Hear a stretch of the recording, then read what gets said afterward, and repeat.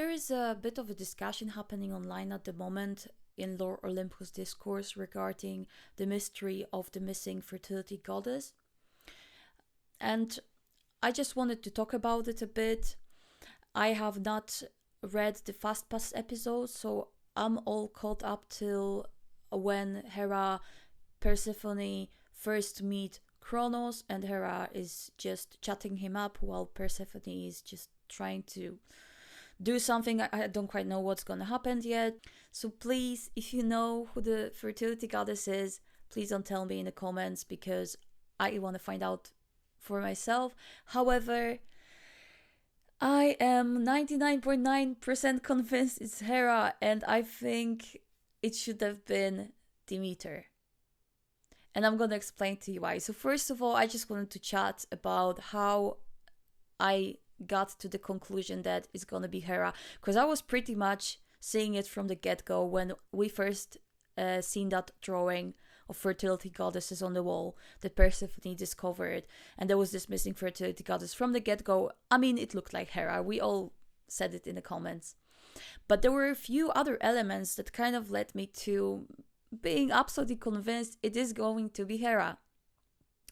So first thing was the whole arc of Hera, which is her being massively damaged by Kronos. She is somewhat shamed for her role in the whole Treason thing. She had to make the biggest sacrifice out of all the gods. She was haunted by Kronos afterwards. Kronos was obsessed with her, and the way her arc was set up, it's obvious for me that the conclusion of her arc is going to be either revenge or some sort of a closure with Kronos. But there are other things that are even bigger signs of her being the fertility goddess. So there is the whole panel of Zeus that we saw, where we realized what happened to Metis. It was shown that Zeus ate her. So he had to grow Titan-sized to do it, and in order to grow Titan-sized, he had to draw power from a fertility goddess. And we know that those fertility goddesses can only empower other gods through love, through an act of love. So we know that the person who was the fertility goddess, the missing fertility goddess, had to have some significant relationship with Zeus, which leads us to two main candidates, which is Hera and Demeter. It's not Demeter, I think, because of the whole reaction she had where the harpy told her that Persephone is a fertility goddess. She was really shocked, and I somehow feel that if she was a fertility goddess herself, it would be less of a shock for her to find out that her daughter is one too, because it's her daughter, right? I mean, obviously. The last thing that propped the whole idea of Hera being a fertility goddess for me was Q&A that Rachel did in the past. It was quite early on, where she basically stated that Hera is a very important character to her. I think she even said something between the lines of Hera being a second lead. She obviously has a lot of presence in the show. It is a very important character. So it is pretty obvious that this is gonna be the fertility goddess that we were kind of, waiting to find out about. However, I think it would be much better if Demeter was one, and here's why. So, first of all, there is a big issue when it comes to the matter of fertility in the whole Lore Olympus. Because the fertility has been kind of hijacked to be this power, right? It kind of, I guess, blurs what fertility means in Lore Olympus's world, because we know, for example, that there was a big arc of Hades being infertile, and that was like, his biggest pain in life. He really wanted children, and it was just, he dreamed about having children with Persephone. It was like this tragic arc, right? And we know that it takes two to tango. I don't know if I have to explain anything to anybody. So, for example, Zeus, Hades, Poseidon are all brothers because they were children of Kronos and Rhea, right? Kronos and Rhea, Jesus. Kronos and Rhea. And these are siblings, there's no dispute to that.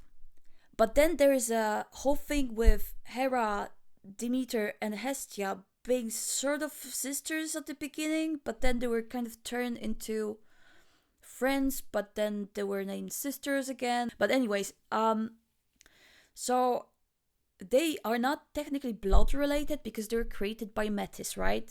And they were created by Metis because she is a fertility goddess, right?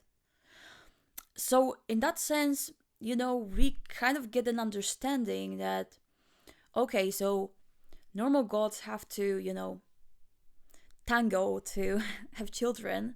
However, and this is the issue for Hades because of his deal with Erebos. But if you are a fertility goddess, you can actually create gods, right? You can make them out of elements, like Hera is made from stars and things like that. And it, you know, it all makes sense. But there is one issue. Who is Persephone's father? Well, she doesn't have one, right? We found out in the course of Lore Olympus that there is no father. And it was stated by Rachel that Demeter made Persephone out of roses, right? How? How did she manage to do this? She's not a fertility goddess. I mean, I don't know, maybe she is.